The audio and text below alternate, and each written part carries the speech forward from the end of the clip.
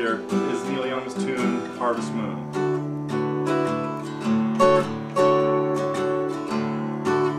Really neat, laid-back kind of feel to a song, done in drop D tuning, and with just this very simple strumming. So I want to talk about the intro just a little bit, and then I'll have a much longer dealing with this song and all the cool little stuff that happens in it later at our site, TotallyGuitars. But in a drop D tuning, you tune the 6th string down, so it's a whole step lower than normal, and it's an octave below the open 4th string D. We'll have other lessons about tunings and things like that that address that a little bit more. But so try to get your guitar in drop D tuning here, and then you're going to play a D chord, playing just 2 notes on the 2nd and 3rd strings. I'm on the 10th fret of the 2nd string and the 11th fret of the 3rd string. I'm playing that with my 2nd and 3rd fingers, even though your 1st and 2nd are probably more comfortable. But you need to use your 2nd and 3rd because the melody is going to go, you're going to add a note at the 12th fret with your little finger, then you're going to add another note at the 9th fret of the 1st string with your 1st finger. So the melody you're trying to get out there is this.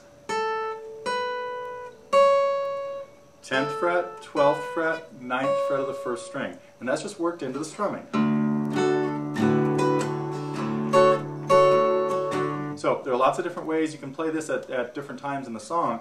A good way I like to have students start it is hitting the bass note on the 1st beat, then on the 2nd beat strumming mostly the 2nd, 3rd, and 4th strings. You don't want to hear the high open E string very much. You don't want to hear this.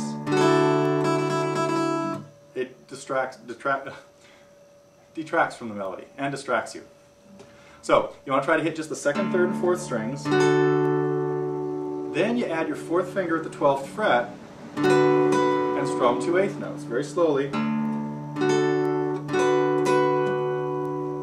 A good idea now here is hit the bass note again on the 1st beat of the next measure, and then catching up on the and of beat 1 there with your 1st finger going to C sharp, which is at the 9th fret of the E string.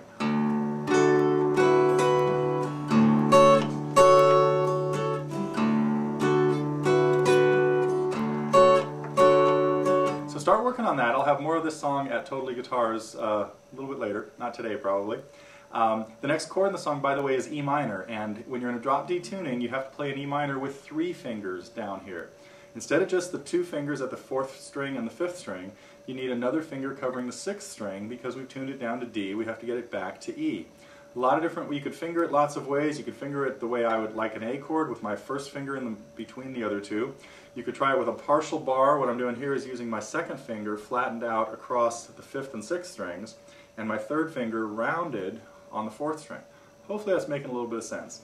Anyway, got to figure out a way to make it sound like that. There'll be more details at TotallyGuitars. Come see us soon.